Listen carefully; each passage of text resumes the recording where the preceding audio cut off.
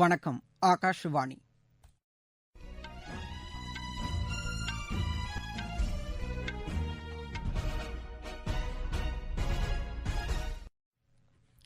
செய்திகள் வாசிப்பவர் பாலசுப்ரமணி.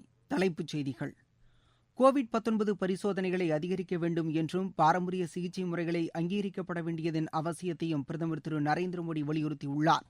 பொதுவான மருந்துகளை அதிக அளவில் ஏற்றுமதி செய்யும் நாடாக இந்தியா திகழ்கிறது என்று ரசாயனத்துறை அமைச்சர் திரு சதானந்த கவுடா தெரிவித்துள்ளார். மழை வெள்ளத்தால் பாதிக்கப்பட்டுள்ள தெலுங்கானா மற்றும் ஆந்திர மாநிலங்களுக்கு மத்திய அரசு தேவையான உதவிகளை செய்யும் என்று பிரதமர் தெரிவித்துள்ளார். மருத்துவ பட்ட மேற்படிப்பில் இதர பிற்படுத்தப்பட்ட வகுப்பினருக்கு நடப்பாண்டில் இடஒதுக்கீடு வழங்க வாய்ப்பு இல்லை என்று மத்திய அரசு இன்று உச்சநீதிமன்றத்தில் தெரிவித்துள்ளது. ஐபிஎல் கிரிக்கெட்டில் இன்று பெங்களூரு பஞ்சாப் அணிகள் மோதுகின்றன. இனி விரிவான செய்திகள். கோவிட் தொற்றை கண்டறிவதற்கான பரிசோதனைகளின் எண்ணிக்கையை அதிகரிக்க வேண்டும் என பிரதமர் திரு நரேந்திர மோடி வலியுறுத்தியுள்ளார். கோவிட் தொற்றுக்கான தடுப்பூசி ஆராய்ச்சி பணிகள் குறித்து இன்று ஆய்வு நடத்திய பிரதமர், பரிசோதனைகள் செய்து கொள்ள முன்வரும் அனைவருக்கும் குறைந்த கட்டணத்தில் விரைவாக பரிசோதனை செய்வதற்கான வசதிகளை ஏற்படுத்த வேண்டும் என்றார்.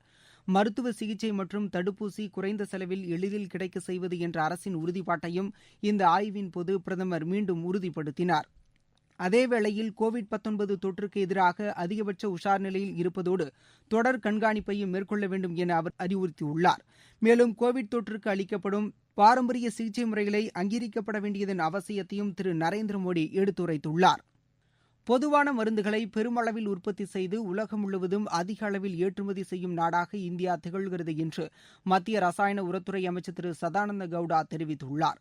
இந்திய தொழில் வர்த்தக சங்கங்களின் கூட்டமைப்பு சார்பில் நடைபெற்ற நிகழ்ச்சியில் பேசிய அவர், அமெரிக்காவிற்கு அடுத்தபடியாக இந்தியாவில்தான் அதிக அளவிலான மருந்து தொழிற்சாலைகள் உள்ளன என்றார். கோவிட் தொற்று சிகிச்சைக்கு வழங்கப்படும் அசித்ரோமைசின் மற்றும் ஹைட்ராக்சி குளோரோகுயின் மாத்திரைகளை இந்தியா 120க்கும் மேற்பட்ட நாடுகளுக்கு விநியோகித்து வருவதாகவும் அவர் குறிப்பிட்டார். 2024ஆம் ஆண்டுக்குள் இந்திய மருந்து தயாரிப்பு தொழில்துறை $65 பில்லியன் அளவுள்ளதாக வளர்ச்சி அடையும் என்றும் திரு சதானந்த கவுடா தெரிவித்தார்.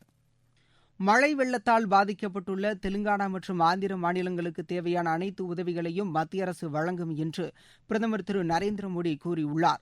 இது தொடர்பாக தெலுங்கானா முதலமைச்சர் திரு சந்திரசேகர ராவ், ஆந்திர முதலமைச்சர் திரு ஜெகன்மோகன் ரெட்டி ஆகியோரை தொலைபேசியில் தொடர்பு கொண்டு பிரதமர் பேசினார். வெள்ள பாதிப்பு விவரங்களை கேட்டறிந்த பிரதமர், பாதிக்கப்பட்ட மக்களுக்கு உரிய உதவிகள் வழங்கப்படும் என்றார். இதற்கிடையே தெலுங்கானாவில் ஏற்பட்டுள்ள பாதிப்பு குறித்து விவாதிப்பதற்காக அம்மாநில முதலமைச்சர் திரு சந்திரசேகர ராவ் தலைமையில் இன்று உயர்நிலைக் கூட்டம் ஹைதராபாத்தில் நடைபெற்றது.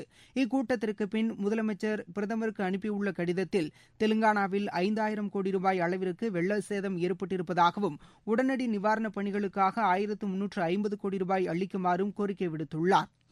சேத மதிப்பீடுகள் முதற்கட்ட ஆய்வின் அடிப்படையில் மேற்கொள்ளப்பட்டுள்ளன. இதனிடையே ஹைதராபாத் உள்ளிட்ட வெள்ளம் பாதித்த பகுதிகளில் மீட்பு மற்றும் நிவாரணப் பணிகள் முழுவீச்சில் நடைபெற்று வருகின்றன.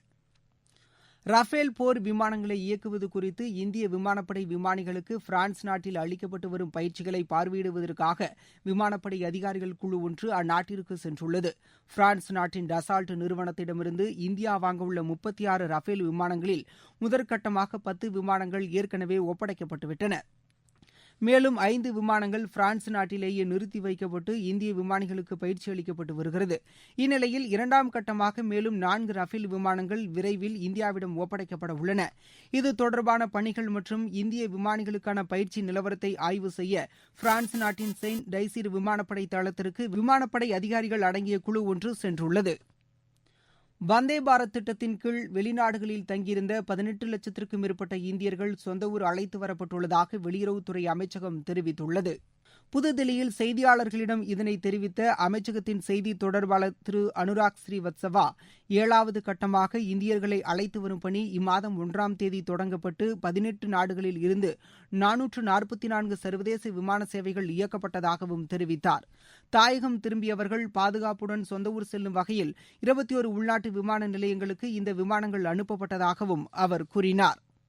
அமமுக பொருளாளரும் முன்னாள் சட்டமன்ற உறுப்பினருமான திரு வெற்றிவேல் இன்று காலமானார்.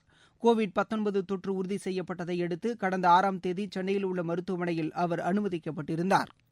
தீவிர சிகிச்சை பிரிவில் அனுமதிக்கப்பட்டிருந்த அவர் சிகிச்சை பலனின்றி உயிரிழந்ததாக தகவல்கள் தெரிவிக்கின்றன.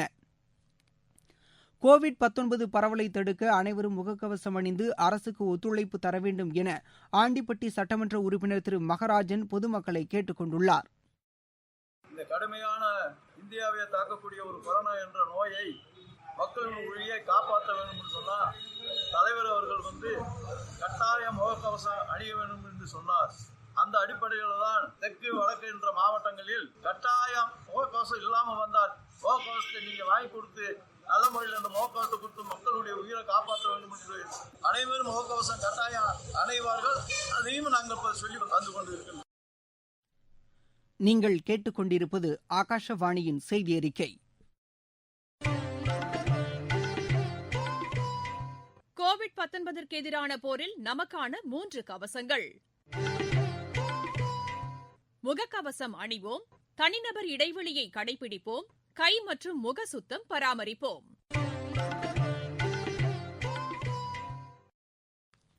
மருத்துவ பட்ட மேற்படிப்புகளில் இதர பிற்படுத்தப்பட்ட வகுப்பினருக்கு இந்த ஆண்டு இடஒதுக்கீடு வழங்க வாய்ப்பு இல்லை என்று மத்திய அரசு உச்சநீதிமன்றத்தில் தெரிவித்துள்ளது. மருத்துவ மேற்படிப்பில் இதர பிற்படுத்தப்பட்ட வகுப்பினருக்கான 50% இடஒதுக்கீட்டை இந்த ஆண்டே வழங்க கோரி தமிழக அரசு மற்றும் அஇஅதிமுக, திமுக உள்ளிட்ட அரசியல் கட்சிகள் சார்பில் தாக்கல் செய்யப்பட்ட வழக்கு உச்சநீதிமன்றத்தில் இன்று விசாரணைக்கு வந்தபோது இடஒதுக்கீட்டை அமல்படுத்த மேலும் கால அவகாசம் தேவைப்படுவதாக மத்திய அரசு தரப்பில் தெரிவிக்கப்பட்டது. நீட் தேர்வு முடிவுகள் நாளை வெளியாக உள்ளதால் தற்போது இடஒதுக்கீடு வழங்குவது குழப்பத்தை ஏற்படுத்தும் என்றும் மத்திய அரசு சுட்டிக்காட்டியுள்ளது.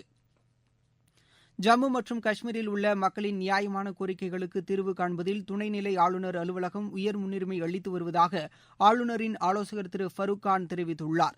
ஸ்ரீநகரில் சோனாவார் பகுதியில் இன்று நடைபெற்ற வாராந்திர குறைதீர்ப்பு முகாமில் பங்குபெற்ற அவர் இதனை தெரிவித்தார். காஷ்மீர் பள்ளத்தாக்கில் பல்வேறு பகுதிகளில் இருந்து நூற்றுக்கணக்கானவர்கள் கலந்து கொண்டு தங்களது குறைகளை எடுத்துரைத்தனர். அருணாச்சல பிரதேச மாநிலமும் லடாக் யூனியன் பிரதேசமும் இந்தியாவின் ஒருங்கிணைந்த பகுதிகள் என வெளியுறவுத்துறை திட்டவட்டமாக தெரிவித்துள்ளது.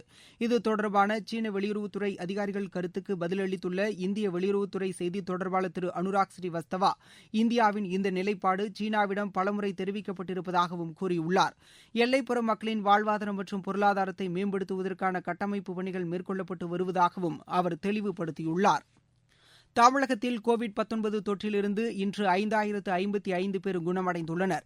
இதுவரை குணமடைந்தவர்களின் எண்ணிக்கை 6,22,458 உயர்ந்துள்ளதாக மக்கள் நல்வாழ்வுத்துறை தெரிவித்துள்ளது. புதிதாக இன்று 4,410 பேருக்கு தொற்று பாதிப்பு உறுதி செய்யப்பட்டுள்ளது. இவர்களில் 1,148 பேர் சென்னையை சேர்ந்தவர்கள்.